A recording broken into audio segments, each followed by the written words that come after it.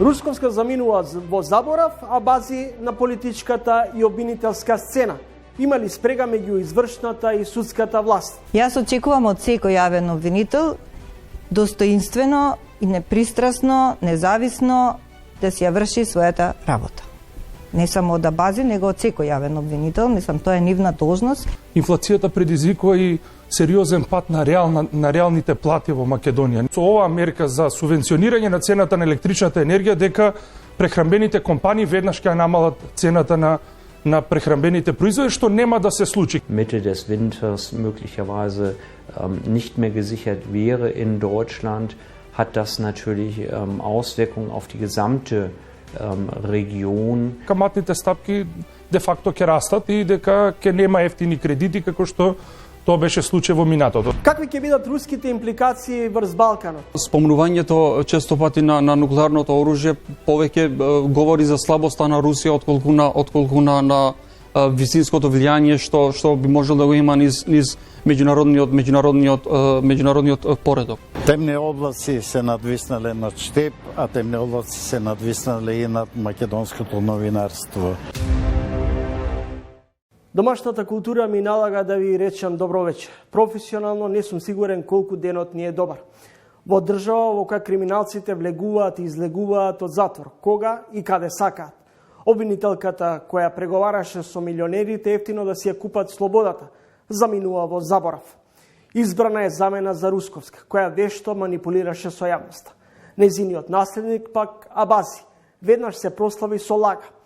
Како ли ќе ја бара сокриената вистина? Владата конечно пак ќе субвенционира струјата за фирмите од прехранбениот сектор. Но дали нивните газди ќе имаат доблест драстично да ги намалат цените на своите готови производи и полека да се смири инфлацијата? Тешка одлука за менаџерите кои се научија да бидат субвенционирани во нивниот екстра профит. Во Соединените Американски држави избори на исток без алтернативен мир. Русија и Украина ги копаат своите ровови. Односите Москва-Вашингтон не се на добро ниво, велат руските извори. Соединените Американски држави сугерираат Киев да се подготвува за преговори со одстапки. Зеленски и Путин својот опстанок го базираат со воени офанзиви. И кажете дека денот може да се следи со оптимизам. Ова е само кратката најава за новото издание на Трилинг, во кое ќе гледате спектар од теми и соговорници. Добро вечер. Економско-енергетската криза создава проблеми во речиси сите сфери. Инфлацијата станува двоцифрена и перманентно расте, а тоа ги става пред предизвик не само граѓаните, компаниите, но и инвеститорите. Постојат дилеми, дали инфлацијата постепено ќе остане на тоа ниво или понатаму и во наредниот период ќе расте. Во издание на Трилинг, мој соговорник е професор доктор Дарко Лазаров, кој всушност е и претседател на клубот на извозници при Стопанската комора на Македонија. Господин Лазаров, драматична е стапката на инфлација, животниот стандард станува ден во ден се потежок. На што да се надеваме во наредниот период? Видите, македонската економија се соочува со многу предизвици. Еден од тие предизвици кои што во моментот се навистина сериозен проблем е инфлацијата која што галопира низ изминатиот период. Во октомври 2022 во однос на октомври 2021 веќе достигна 19,8%. Меѓутоа, она што уште повеќе загрижува е тоа што практично во структурата на инфлацијата растот на цените на храната, на прехранбените производи и на пијалоците уште поголема. Таа е некаде околу 31,2% во октомври, а сите ние знаеме дека во потрошувачката кошница на најголем број од нашите граѓани практично храната и прехранбените производи имаат сериозно големо релативно учество во таа потрошувачка кошница, така да животниот стандард и куповната моќ на граѓаните е сериозно нарушена. Дополнително, она што би сакал да го потенцирам од аспект на инфлацијата е тоа дека нели во изминатиот период бевме сведоци дека владините представници ја убедува јавноста дека таа инфлација е целосно увезена. Со последните трендови и тенденции тоа не се потврдува, односно напротив, може да заклучиме дека дел од инфлацијата е предизвикан и од домашни ефекти. Само за илустрација, инфлацијата во Европската Унија во месец октомври е 10,3%, а инфлацијата, односно порастот на цените на храната и прехранбените производи во Европската Унија 13%. И ако тоа го споредите со Македонија, ќе видите дека инфлацијата во Македонија е повеќе од 2 пати поголема во однос на Европската Унија. Се разбира, тоа има негативно влијание, како што кажав, и дополнително она што би сакал во ова насока да го потенцираме, тоа што инфлацијата предизвикува и сериозен пат на реалните плати во Македонија. Нели во изминатиот период владата укажуваше дека има зголемување на просечната стапка на номиналниот зголемување на растот на просечната номинална плата. Меѓутоа, ако таа ја ставите во однос со инфлацијата, ќе видите дека со исклучок годинава, со исклучок на март, имаме негативни стапки на раст на реалните плати. Во мај месец таа била 2,5% негативна стапка, во јуни била 3,5%, во јули 4,5%, во август, за кој имаме последни податоци од Државен завод за статистика, во делот на просечната плата имаме негативна стапка на раст на реалните плати во Македонија од 5,3%. И тоа сериозно ќе влие врз куповната моќ на граѓаните во наредниот период. Храната и енергијата учествуваат речиси со 50% од вкупната потрошувачка кошница. Вие се сомневате и дека, односно стравувате за намалување на куповната моќ. Дали мерките се доволни, добри или се на принципот на преживување? Добро, предлог буџетот за 2023 година излезе пред неколку дена и треба да оставиме малку простор да го проанализираме, зборам, во делот на структурата и колку тој содействува со потребата на граѓаните и со потребата на бизнис секторот, бидејќи исто така бизнис секторот од оваа криза е сериозно погоден, особено поради драстичното зголемување на енергенсите. Знаете, некои сектори дури најавија отпуштање и така натаму, односно затварање на своите капацитети, особено оние кои што се енергетски интензивни, а за волја на вистината тие се извозни компании кои што чијшто затварање ќе значи и намалување на девизните приливи на Македонија. Меѓутоа, она што можеме да го кажеме од аспект на тоа што до сега е направено согласно постоечкиот буџет е тоа дека мерките се задоцнети, зборам во делот на сузбивање, односно спречување на тоа драстично зголемување на цените. Дури сега, ако не се лажам, вчера владата донесе одлука за субвенционирање на цената на електричната енергија на дел од производните компании во делот на прехранбената индустрија, но мислам дека тоа е задоцнето. Сметам дека владата уште многу порано требаше да преземе многу подрастични мерки во делот на справување со растот на цените и тоа требаше да го направи во соработка со коморите, соработка со бизнис секторот во делот на нивните барања за покривање на делот зголемените трошоци кои беа резултат на зголемување на цената на електричната енергија. Макроекономијата, водењето на макроекономијата има свое временско задоцнување. Вие ако донесете денес одлука, таа одлука ќе има некакво влијание за неколку месеци после тоа. И во таа насока визионерскиот пристап и разбирањето на креаторите на економските политики во делот на она кога збориме на времено преземање на одредени мерки е токму тоа. Да антиципирате одредени состојби и да влијаете многу брзо, затоа што тие мерки кои ќе ги донесете денес ќе влијаат после неколку месеци. Еве ќе ви кажам конкретен пример. Значи, во изјавата на премиерот вчера, тој кажа дека нели се надева сега со оваа мерка за субвенционирање на цената на електричната енергија дека прехранбените компании веднаш ќе намалат цената на прехранбените производи, што нема да се случи. Ќе ви кажам зошто.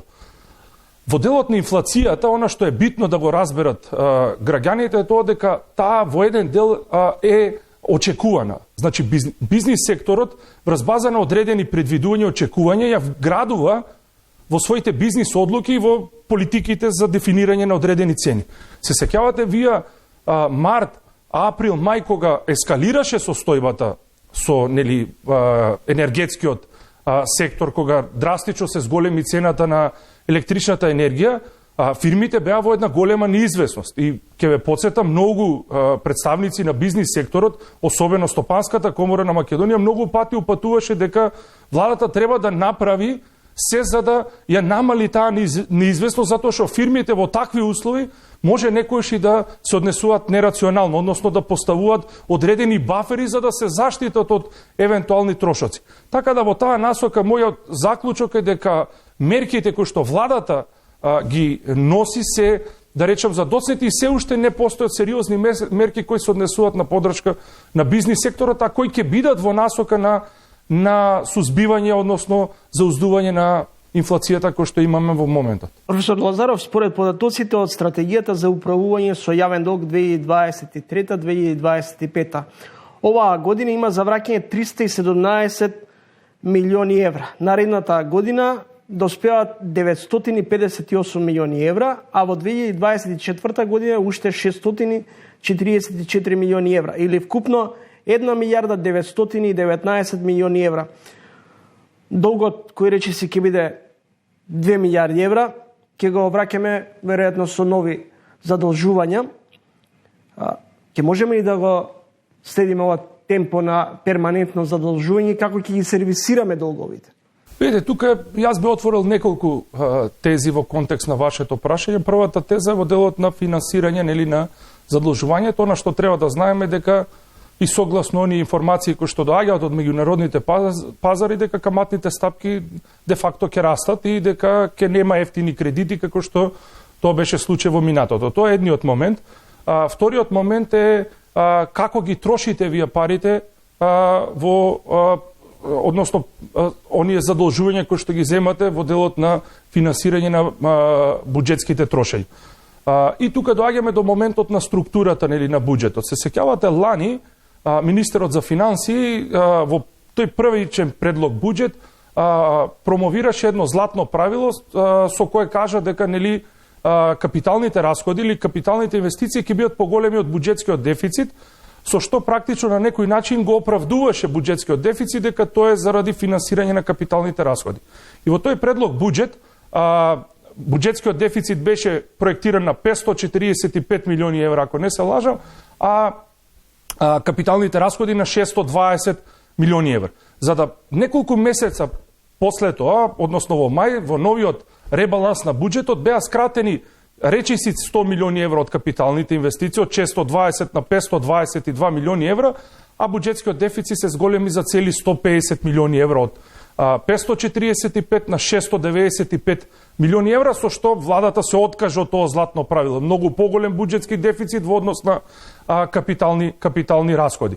Она што е уште побитно, бидејќи тоа се планови, се уште проекции, е реалната реализација на буџетот и на буџетските ставки. Таму состојбата е уште полоша. Заклучно 8-11, тоа е, нели, 10 повеќе од 10 месеци од 2022 година, имаме реализација на капитални инвестиции од 48,7% или само 250 милиони евра. А од друга страна имаме буџетски дефицит од 400 милиони евра. Значи 150 милиони евра е поголем буџетскиот дефицит од реализацијата на капиталните расходи до моментот на 8.11.2022 година, што значи дека пак значаен дел од задолжувањата ние ги користиме за тековни расходи, односно за непродуктивни трошења. Од друга страна, во ваква ситуација во која сега се наоѓаме, владата повторно во овој предлог буџет проектира капитални расходи поголеми од буџетскиот дефицит. Буџетскиот дефицит, ако не се лажаме, на 682 милиони проектира, на капиталните расходи на 800 милиони евра. И сега, во услови кога вие подолг временски период не може да реализирате, зборам подолг временски период, неколку години наназад, 200-250 милиона во просек капитални расходи, вие проектирате 800 милиони евра. Каков кредибилитет може да има и кој може да ви верува од, да речеме, економската јавност, дека вие ќе реализирате капитални расходи од 800 милиони евра и повторно се промовира тоа златно правило дека капиталните расходи ќе бидат поголеми од буџетскиот дефицит. Професоре, како би се полнел буџетот во 2023 кој ќе тежи околу 5 милиарди евра? Еден дел, како што кажавме, околу 700 милиони евро од буџетски дефицит, другиот дел е од даночни и неданочни приходи, со тоа што владата тука е прилично оптимистичка, предвидува некаде околу 15% раст на буџетските приходи, што е вака сериозно оптимистички, мајки во предвид дека проекцијата за стапката на економски раст е 2,9% и стапката на инфлација 7,1%. Збирот на нив е околу 10%. Сега, ако владата влезе во областа на намалување на сивата економија, тогаш може да се очекува такво нешто. Меѓутоа, од минатото, од она искуство од минатото, може да кажеме дека сивата економија не само што не се намалува, туку и таа се зголемува, така да пак ќе речем, да сумирам, мислам дека проекциите за даночните приходи се преоптимистички. Што значи тоа ќе се соочиме со уште поголеми предизвици, ќе влеземе во процес, односно во период на рецесија? Не во контекст не во период на рецесија, туку во период во кој што економскиот модел, постоечкиот модел на економски раст и развој на македонската економија нема да биде одржлив, во смисла дека нема да има капацитет за испорачување на високи и одржливи стапки на економски раст од 5, 4, 5, 6%, туку ќе биде на некој ниво од 1, 2, 3%, како што е случајот во последните неколку години, ја би рекол во еден подолг временски период од 10-15 години. Зошто го говорам ово? Затоа што конкурентноста на една економија се мери преку трговскиот биланс. Вредноста на извозот минус вредноста на увозот. Ние во еден подолг временски период имаме хронични стапки на трговски дефицит. Само за илустрација ќе ви кажам, во ова година до септември, јануари и септември, трговскиот дефицит на Македонија достигна 2,8 милиарди евра. Вредноста на извозот растеше со 20%, вредноста на увозот со 29%. Имаме раст на трговскиот дефицит од 54%. Што значи тоа? За гледачите, моделот на македонската економија е базиран на стимулирање на финалната потрошувачка преку буџетот на државата, тој се финансира во голем дел, гледате и сами, преку задолжување и задолжување на граѓаните. Не само задолжување на државата, туку и задолжување на граѓаните за финансирање на таа финална потрошувачка. А дел од таа финална потрошувачка има увозна компонента. Таа притиска на трговскиот биланс на Македонија, затоа што голем дел од производите кои ние финални производи кои ги трошиме и суровините кои фирмите ги користат во процесот на производство, затоа што немаме базна индустрија, се увозни. И тоа притиска на трговскиот дефицит. Тој трговски дефицит постојано се зголемува, а ние го финансираме преку задолжување на државата и задолжување на граѓаните. Се додека не се ориентираме кон извоз и субституција на увозот, ние како земја, верувајте, нема да имаме, да речам, некои изгледни шанси за остварување на посериозен исчекор во делот на високи стапки на економски раст, во делот на значително подобрување на животниот стандард на македонските граѓани, затоа што едноставно во теоријата не постои таква можност. Ви благодарам за гостувањето во емисијата. Ви благодарам и на вас. За импликациите од руската агресија врз Украина и за тоа како се одразува врз странските инвестиции во земјата. Во едните минути следува разговор со директорот на делегацијата на Германската комора во земјата, Патрик Мартинс. Господин Мартинс, во март годинава делегацијата на германското стопанство апелираше за помош од државата во обид да се ублажат последиците од украинската, односно руската инвазија врз Украина, врз бизнисот. Колку владените мерки допринесоа за ублажување на последиците врз стопанството? Die Frage müsste eigentlich lauten, welche Möglichkeiten hat die Regierung als Staat mit einem begrenzten Steueraufkommen von 2 Millionen Einwohnern oder knapp 2 Millionen Einwohnern? Welche fiskalpolitischen Möglichkeiten sind gegeben? Und die sind sicherlich begrenzt. Und der Fokus lag auf der einen Seite, glaube ich, auf den der Privathaushalte. Das heißt, was ist an Möglichkeiten da für die Wirtschaft noch gegeben? Und hier sind ganz entscheidend eigentlich die Rahmenbedingungen. Und an den Rahmenbedingungen arbeitet die Regierung. Hier sind insbesondere die Vereinheitlichung der Zolltarife zu nennen, die Harmonisierung an die EU-Standards. Das ist zum großen Teil erfolgt. Also das heißt, die Rahmenbedingungen haben sich hier für die Investoren angepasst. Und wir als Vertretung der deutschen Wirtschaft stehen mit der Regierung zusammen mit den Unternehmen im Austausch und kommunizieren konkrete проблеми.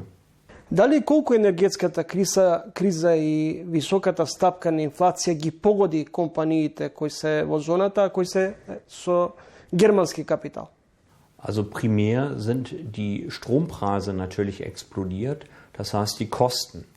Und die Kosten werden zum Teil man versucht diese zu kompensieren durch Investitionen in erneuerbare Energien. Und diese erfordern natürlich auch eine Anpassung der rechtlichen Rahmenbedingungen. Das heißt, hier muss im Parlament auch eine Mehrheit gefunden werden, um entsprechende Gesetzesänderungen voranzutreiben, die es den Unternehmen ermöglicht, zu investieren in erneuerbare Energien. Автомобилската индустрија во Северна Македонија брои речиси 20 компании кои вработуваат над 25.000 луѓе. Дали се соочувате со намалено производство, со опасност или можност од отпуштање на вработени и рационализација при работата? Die Krise oder der Krieg in der Ukraine hat eigentlich konkrete Auswirkungen auf die deutschen Unternehmen hier vor Ort, nämlich in der Form, dass die Produktion erhöht werden musste. Das heißt, dass neue Mitarbeiter eingestellt werden mussten bei Unternehmen wie Krombacher und Schubert, Drechselmeier, Kroostal oder ODW. Das heißt, innerhalb kürzester Zeit haben zum Teil die Unternehmen die Belegschaft verdoppeln müssen, weil dies erforderlich war durch die Kunden in Deutschland, die eben gesagt haben, es muss sichergestellt werden, garantiert werden können, dass die Lieferketten durch den Krieg nicht unterbrochen werden. Компаниите во зоните учествуваат речиси меѓу 6 и 8% од вкупното бруто домашно производство, но според податоците од Државниот завод за статистика, кој ја има направена анализата за работењето на ТИРС, останува дилемата какви се ефектите од досегашните, односно од досегашната работа на компаниите во зоната. TIRS, die Sonderzonen, haben sicherlich die Initialzündung gegeben, damit die ausländischen Investoren, die deutschen Investoren überhaupt in das Land gekommen sind. Wir haben nicht alle der Investoren in den TIRS-Zonen. Das heißt, die konkreten Beihilfen sind gar nicht immer das Ausschlaggebende. Entscheidend sind neben der Harmonisierung der Zolltarife, was wirklich nachhaltig ist, sind natürlich für die Unternehmen auch eine unabhängige Justiz, eine Planbarkeit und jetzt in der Krise insbesondere auch die Reaktion der Gesetzgebung, sprich des Parlaments, zur Änderung und Erneuerung von Gesetzen, eine Anpassung an die Krisensituation. Und für uns ist es halt wichtig, für die Unternehmen auch sicherstellen zu können, dass wenn es Probleme gibt, dass die Justiz unabhängig ist, dass die Verwaltung auch entsprechend schnell reagiert. Und im Falle der Sonderzone ist natürlich auch die Verträge von Relevanz, dass die Regierung auch den Verpflichtungen zeitgenau nachkommt, das heißt die Verpflichtung umgesetzt wird, die aus dem Vertrag besteht. Und hier sind sicherlich auch immer noch Verbesserungen, die aber relevant sind für die Unternehmen, weil es eben halt um Planungs- und Rechtssicherheit geht. Und manchmal sind hier Verzögerungen halt auch für das Unternehmen extrem relevant und haben auch Konsequenzen. Господин Мартинс, Германија и натаму е најголемиот трговски партнер на Северна Македонија. Кои би можеле да бидат најцрните сценарија од призма на од македонска гледна точка, или кој би било можеби најпозитивното решение во ваква непредвидлива ситуација? Also ich glaube, realistisch ist, dass dieser Krieg noch lange anhalten wird und dass dieser Winter erst einmal der wichtigste Winter ist, um den überhaupt zu bestehen, weil die Energieversorgung in allen europäischen Ländern für die Industrie elementar wichtig ist. Und das Worst-Case-Szenario möchte ich mir gar nicht ausmalen wollen, aber wenn die Gasversorgung für die Industrie Mitte des Winters möglicherweise nicht mehr gesichert wäre in Deutschland, hat das natürlich Auswirkungen auf die gesamte Region, denn die Zuliefererbetriebe, die chemische Stoffe verwenden, sind darauf angewiesen, auch die Rohprodukte aus den Werken in Deutschland zu bekommen. Das heißt, wenn die Produktion eingestellt werden würde, würden alle Unternehmen in der Region keine Rohmaterialien mehr für die Produktion haben und damit würde auch die Produktion stehen. Das wäre das Worst-Case-Szenario. Das Positive wäre, wenn wir in dieser Krise auch den Wandel schneller vollziehen können zur Nutzung von erneuerbaren Energien, dort wo es möglich ist. Wir haben hier natürlich auch vor Ort Industrien, die einen hohen Grad an Produktion haben, in der eben Elektrifizierung alleine nicht ausreicht. Dort, wo Schmelzung, Stahlschmelze stattfindet, Stahlerzeugung etc., ist ein hoher Energieaufwand erforderlich. Das heißt, hier ist es sicherlich wirklich wichtig, dass eine Energieversorgung nach wie vor möglich ist. Aber die Chance besteht darin, dass man in einem Wandel der Energieversorgung hängt, beziehungsweise hier das verstärkt ausrichten wird und ein Wandel der Energieerzeugung hin zu erneuerbaren Energien schneller vollzogen wird. Очигледно работа има, но дали има кој да работи во услови на недостиг на работна сила? Das ist genau die entscheidende Frage auch für neue Investoren, die Verfügbarkeit von Personalkraft, von Fachkräften, von ausgebildeten Fachkräften. Und hier haben wir die Herausforderung der Employability, weil das, was im Land ausgebildet wird, nicht häufig das ist, was die Unternehmen benötigen. Das heißt, wir sprechen hier von einer industriellen Produktion, die aber auch industrielle Fertigkeiten und Berufsbildung erfordert. Das heißt, da sind wir sehr stark auch mit den Unternehmen, mit unseren 12 Unternehmen an 7 Standorten in der dualen Berufsausbildung, bilden den Mechatroniker und den Techniker für Maschinen aus.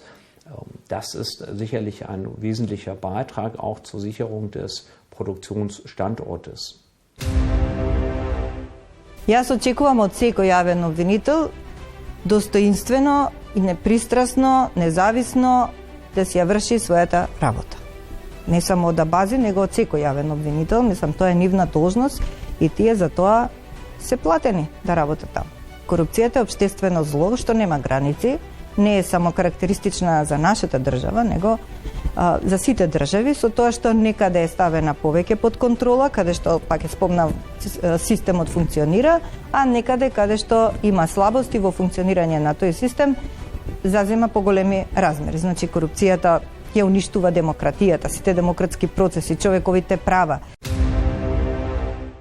Добре да ја велам за Билјана Ивановска, председателка на Антикорупцијска. Разговорот со вас ќе го почнам со една ваша неодамнешна реакција, да се надеваме дека новиот шеф на обвинителството ќе застане на патот на криминалот и корупцијата. Дали оваа ваша реакција значи дека Русковска недоволно во изминатиот период испорача резултати или пак дуи го заокружува кругот на политичко влијание во правосудниот систем? Не. Значи, тоа значи дека надежта последна останува во отсуство на систем. Тоа значи мојата изјава.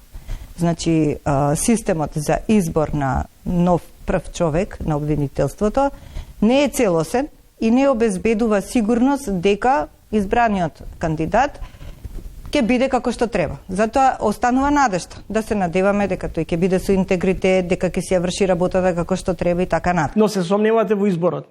Се сомневам, не се сомневам дека, како да кажам, се сомневам од причини што во методологијата на изборот? Да, во начинот на избор. Значи, начинот на избор, искоментирав и вчера, не е целосен, не дава јасна слика за каков кандидат се работи и, да ви кажам, искрено, мене ме чуди како обвинителите гласале. Врз основа на што?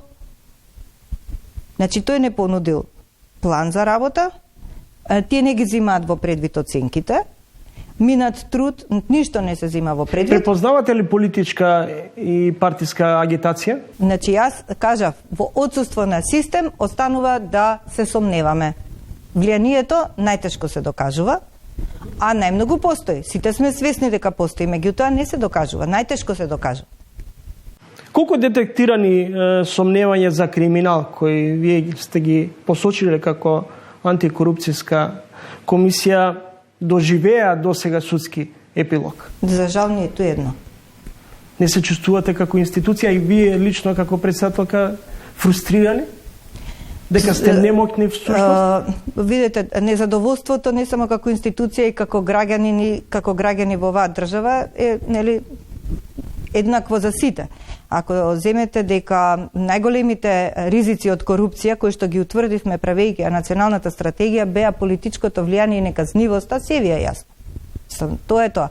Меѓутоа, мене ништо не ме фрустрира. Напротив, тоа ми дава сила и мотивација и потреба уште повеќе да работиме и уште повеќе да придонесеме во државава, известувајќи ја јавноста и за нашата работа, и за нашите случаи, и за се она што го даваме во обвинителството.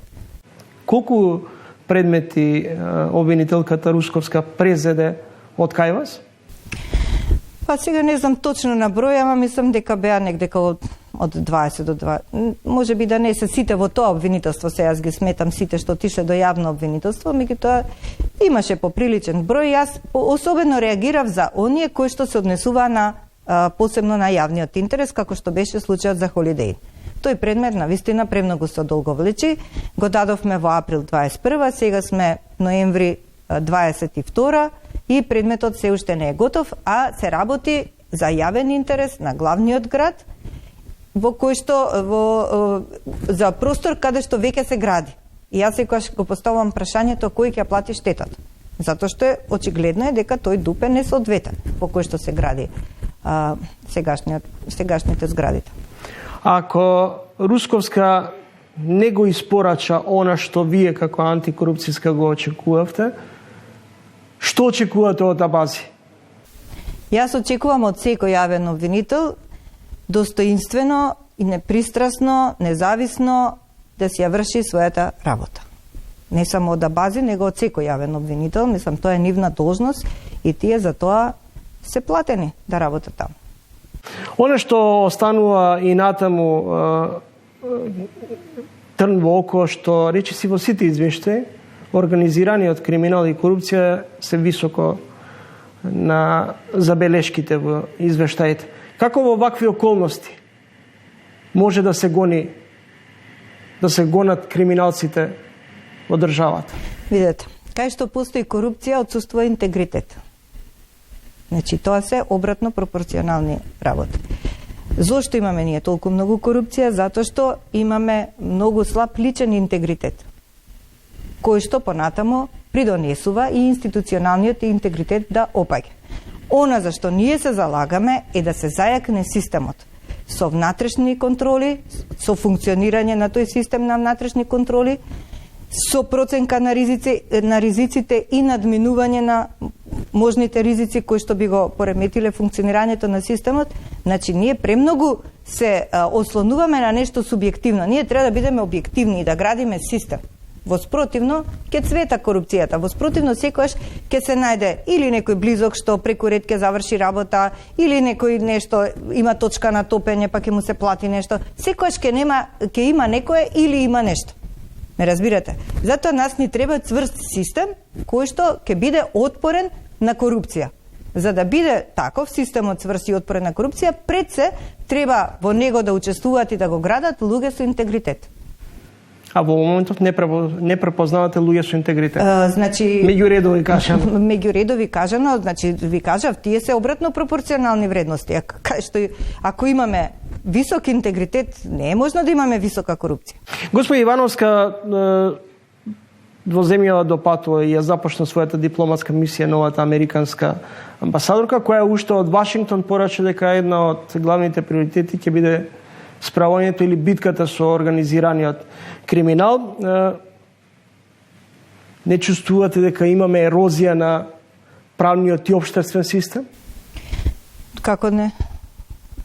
Апсолутно да. Значи, корупцијата е општествено зло што нема граници, не е само карактеристична за нашата држава, него за сите држави, со тоа што некаде е ставена повеќе под контрола, каде што, пак е спомнав, системот функционира, а некаде каде што има слабости во функционирање на тој систем, зазема поголеми размери. Значи, корупцијата ќе уништува демократијата, сите демократски процеси, човековите права, влијае на конкуренцијата, влијае на пазарот. Значи, апсолутно е нешто што ги црпе парите на граѓаните за коруптивни намени. Сега малку ќе вратам наназад. Абази, по изборот на Абази, во јавноста се појавија слики на кои се гледа негова поврзаност со високи структури од ДУИ. Пред неколку месеци антикорупцијска отвори случај во однос на заедничкото дружење на министерот за правда со обвинителката, со судијата. Не отвори случај. Но имавте забелешки? Имавме забелешки во однос на тоа кој ги платил надоместоците за патувањето. Значи, ние не ни отворивме случај, него имавме новинарски прашања во врска со ова што се случува, иако да речам дека таа слика не беше добра, да на едно место да стои министер за правда, јавна обвинителка и судија. Тоа како перцепција за граѓаните не е најдобра. Иако се станува збор за фудбалски надправ. Меѓутоа, ние не отворивме предмет да бидеме на јасно. Туку на новинарско прашање што се случувало и како отишол министерот за правда тамо, ние рековме сам да каже на кој начин отпатувал, односно кој ги подмирил патните трошоци. Тоа беше нашето прашање и понатаму епилогот го знаете. Поентот и меѓу другото и тоа ми беше да бидете во друштво на обвинител судија, да имате обвинител во друштво со високи партиски функционери. Може ли во вакви околности непристрасноста да биде на прво место? Во нашиве случаи, значи, и да не ги гледаме сликите, гледаме дека постои пристрасност, а па уште кога ги видиме сликите, уште повеќе се нарушува довербата кај граѓаните, да бидеме реални. Дали дружбите се само онака како дружби или имаат своја позадина, се отвараат повеќе дилеми. Апсолутно остава лош впечаток кај граѓаните. Значи, тоа е неговата околина. Неговата околина се политички функционери или партиски војници или не знам што и да е. Кои што може да влијат, да лобираат, нешто да прават. За да ви ја доловам целосно сликата, новиот шеф на обвинителството за гонење на организиран криминал, Абази, треба да го застапува делото против Беса Транс, а неговиот дедо, таткото на сопругата, ги одобрувал или во најмала рака не сакал да ги види неисправните автобуси.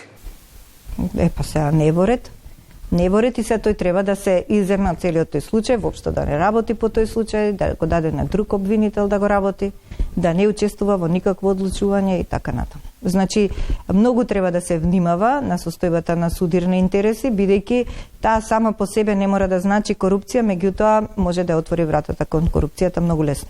Од друга страна, деновиве од затвор излезе бизнисменот Орце Камчев, кој депонираше или се договори со тогашната шефица на обвинителството Русковска да плати 5 милиони евра и на некој начин да си ја купи слободата. До кога ќе имаме принцип на кога сакате, каде сакате и колку сакате да си одлежите казна затвор?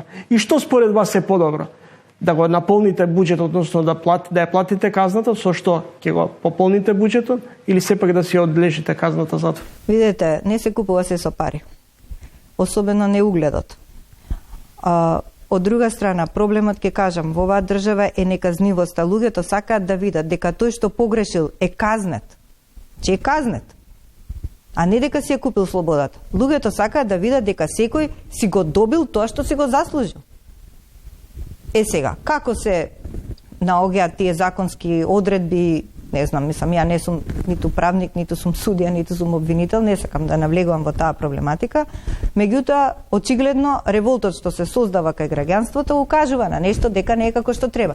Ако законот дозволува, не знам што, па дајте да ги менуваме законите. Значи, законите луѓето ги прават, професионалци ги прават. Доколку се утврдуваат некакви ризици, може тоа да се промени. Битна е волјата. Значи, на прво место, кај нас излегува дека е битна волјата, но за жал политичката волја. Господи Ивановска, како ги доживувате забелешките или коментарите дека антикорупцијска е маша за подкусурување на принципот дека се подпирате на политички влијанија на владеачката гарнитура, некогаш им прогледувате низ прсти на луѓе блиски од опозицијата? Можете ова со пример да го подкрепите?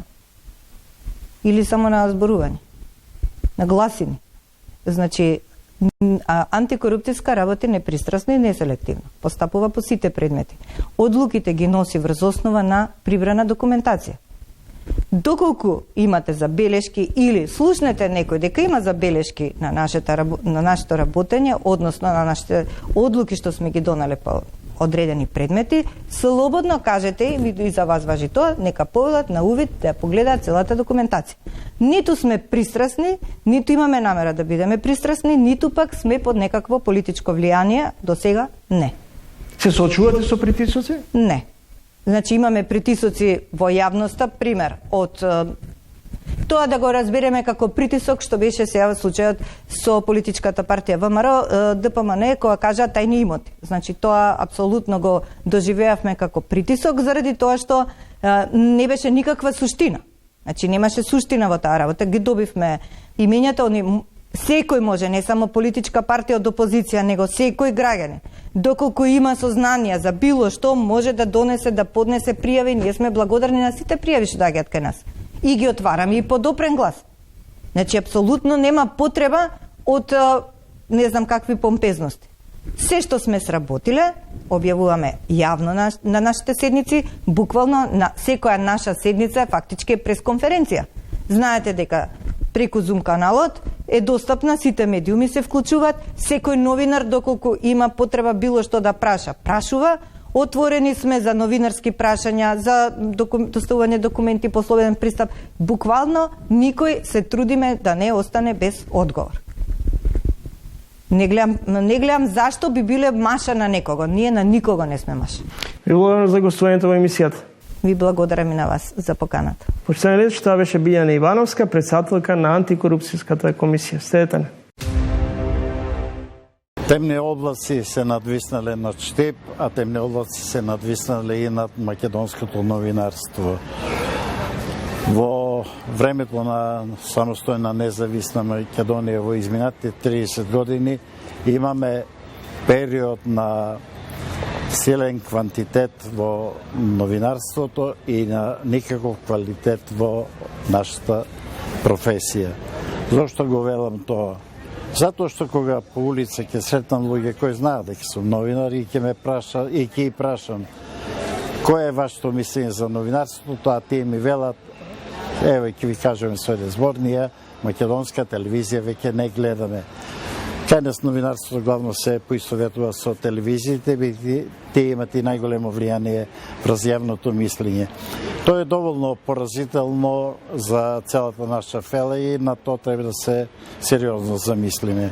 Каде е проблемот во сегашното новинарство? Работи во два општествени системи и слободно можам да кажам дека лошо функционира тријадата собственик на медиум, уредник на медиум и новинари. Собствениците на медиумите, тоа е веќе општо позната работа. Главна цел им е да преку медиумите да остварат дел со политичката елита која е во моментот е на власт и така да ги градат своите бизниси на најдобар можен начин. При тоа, воопшто не ми е битно што страда истината, што страда новинарството и конечно што страдат општествените процеси кои што треба да се одвиваат во државата и општеството да го поведат на еден добар пат за да може да се излезе од кризата во која живееме 30 години. Јас сакам само да споредам два случаи од моето новинарство. Случај прв во 80-те години од минатиот век, кога во Штип се створи еден голем политички случај, се судрија две големи политички струи и јас пишував како што пишував, се водев од аргументите и тогаш оние кои беа помоќни решија дека новинарот Бојаджиски мора да биде отстранет од новинарството. Но што се случи? Големи политички првенци од Македонија, кои беа и во сојузните структури на југословенската политика, беа на тој состанок и се вратија во Скопје и на мојот уредник Илија Зафировски во весникот Трудбеник му рекоа дека треба да бидам повлечен на 2 години додека не се смират работите во Штип, а мојот уредник им рече не, ако имате луѓе вие ваши, повлекувајте ги, Иван останува таму да си работи својата работа. Втор случај сосема спротивен на овој. Во работев за Утрински весник, од првиот број на весникот, таа редакција премногу ми се бендисуваше затоа што таму работеа стварно бардови на македонското новинарство. И во еден момент бев известен од главната уредничка дека повеќе не сум дописник на Утрински весник од источниот регион. Прашав зошто, ако добро си обавувам работа, рече таква одлука дојде од Врвот. И јас знаев кој е Врвот. Врвот е господинот Срđan Керим, кој што одлучил да ме тргне од дописник, бидејќи пишував критички текстови за неговиот добар пријател, тогашниот штипски градоначелник Илчо Захариев. Зошто редакцијата не ме заштити? Зошто главниот уредник не ме заштити? Зошто конечно собственикот не свати, директор, дека да се има добар дописник било каде во државата е приоритет број 1, бидејќи дописниците се гранитните столбови на секоја квалитетно уредена новинарска куќа. Јас живеам и работам во Штип, 61 години сум новинар веќе и одлично ја знам позицијата на новинарството надвор од Скопје. Ние имаме огромни проблеми. Македонските медиуми не се бават националните со состојбите во нашите градови и села, туку се бават само со гола политика која што ја има во главниот град и нашите локални и регионални медиуми се пред изумирање. А тие се главните информатори за се што се случува во локалните регионалните заедници. Неопходно е час побрзо да се преземат некои мерки, зашто целите региони, многу големи општини и мали места ќе останат без основните информации за животот кои и се однесови на нив. Русија и Балкан од вековна испреплетеност и по правило, влијанието се гради и врз поделбите на геополитичките интересни сфери. Се ближи крајот на 8-те деценија од последната линија на влијание во регионот исцртана од антифашистичката коалиција и договорената Јалта. По анексијата на Крим и агресијата кон Украина во Москва се заокружува владењето на Владимир Путин. Кои какви последици ќе остави врз Западниот Балкан, руската агресија врз Украина? Ова е една од темите и дилемите во научното, поточно во докторската дисертација на мојот вечерашен соговорник Мухамед Јашари. Препознавате ли ново геостратешко поместување со почетокот на руската агресија врз Украина? Мислам дека руската агресија врз Украина 2014 година и сегашната војна Таму мислам дека доаѓа како резултат на еден антагонистички перспективи низ Русија кон Западот. Мислам дека тоа го сумира целото недоразбирање, целокупното недоразбирање од Русија и Западот уште под распаѓањето на Советскиот сојуз, проширувањето на НАТО, па обоените револуции, идеите на Русија за изградба на наднационални организации како што се Евразиската економска унија, па потоа Организацијата за договор на колективната безбедност. Мислам, сите овие наднационални структури или овие регионални организации каде што Русија под 2000-та година сака да ги изгради, мислам дека се тие тенденции за да минимално да ја зачува или да се зачува доминацијата, регионалната доминација во тоа што се нарекува постсоветскиот простор. Господин Јашари, иако рускиот претседател негираше, сепак ми се наметнува прашањето, верувате ли дека постои реална опасност Путин да употреби атомско оружје? Тоа што можевме да го најдеме низ истражувањето низ овие години, доаѓавме до еден моментум каде што различните истражувачи го истакнуваат дека спомнувањето на рускиот естаблишмент за масовното оружје или нуклеарното оружје, оружјето за масовно уништување, е знак дека мислам единствена карта каде што Русија би можел да се постави во светот како една голема или како една суперсила. Меѓутоа тоа не значи дека Русија е една суперсила во буквалната смисла на зборот, затоа што им недостасуваат и други сегменти на моќта, како што имат западните држави, како што е случајот со нанотехнологија, како што е случајот со различни сегменти каде што Западот или поточно Соединетите американски држави ја доминираат овој област.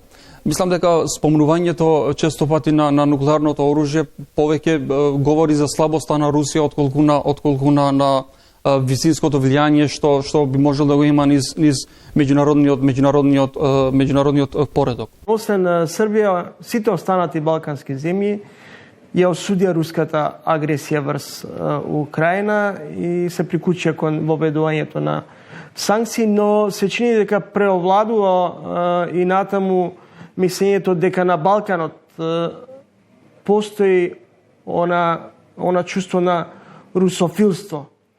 На што се должи доминацијата и обидите на руските власти да се инсталираат што подлабоко во регионот? Мислам дека под 2000-та година Русија се соочи со една нова реалност кога беше во парашниот Балканот. Во 95-та година тука беше интервенцијата на НАТО во Босна, па потоа интервенцијата на НАТО во Косово 99-та година.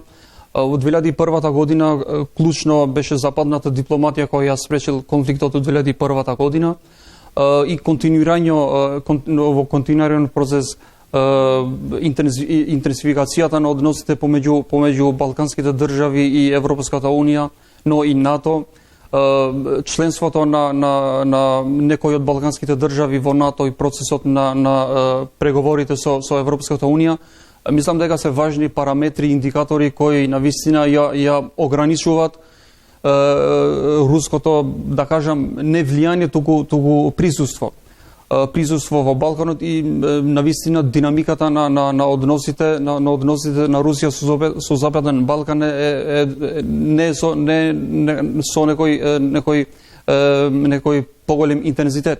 Единствена карта која Русија се обидуваше низ години да да го применува во контекст на балканските држави беше економската и трговската економската, вклучувајќи го тука и енергетскиот сектор, каде што во 2013 година во концептот за надворешната политика на Русија од 2013 година се тврди дека балканскиот регион е важен за тие енергетски патишта.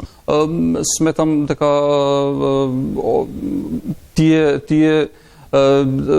би биле подготвени да гледат секаква закана, не само од овој аспект што вие го спомнавте, туку и од различни други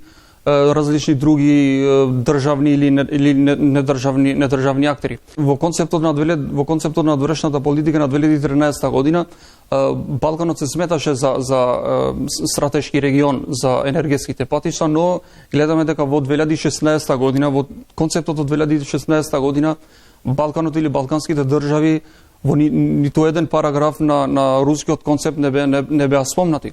Дури сега во септември, кога е усвоена концептот за надворешната политика на Русија, иако оригинално се вика концептот за хуманитарната руска политика, не се спомнува ни една држава од Балканот или од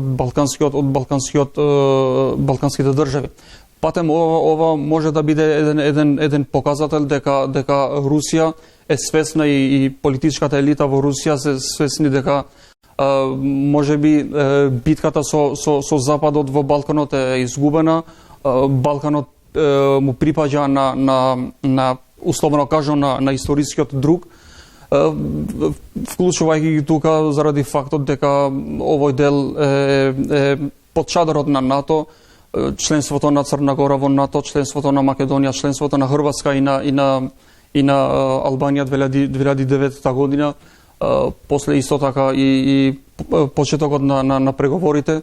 Мислам дека се тие важни параметри каде што Русија би имал на предвид кога станува збор креирањето на руската политика кон Источна Европа во целина и кон Балканот како важен регион на Европа.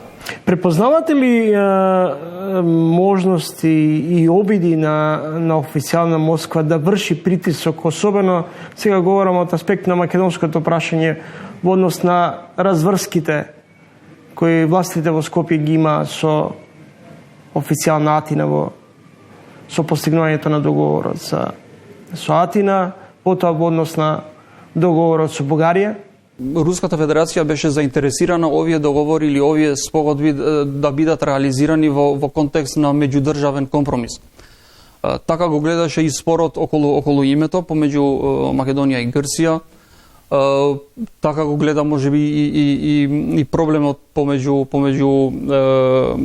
во северниот дел на Косово помеѓу Србија и Косово. Во ова прашање Русија повеќе е заинтересирана или повеќе беше заинтересирана овие договори да ги гледа во контекст на меѓудржавен компромис помеѓу една и другата држава. Тоа е така заради фактот дека мислам дека затоа што Русија смета дека овие договори треба да се постигнат преку една меѓународна организација како што е Обединетите нации, каде што и таа неа е присутна. Господин Јашари, на крајот, гледате ли можност низ мировни преговори да се дојде до крај на конфликтот, односно руската агресија врз Украина? И што би било компромисното решение? Сметам дека таму би можел да се појави еден замрзнат конфликт, истото како што е случајот со Грузија.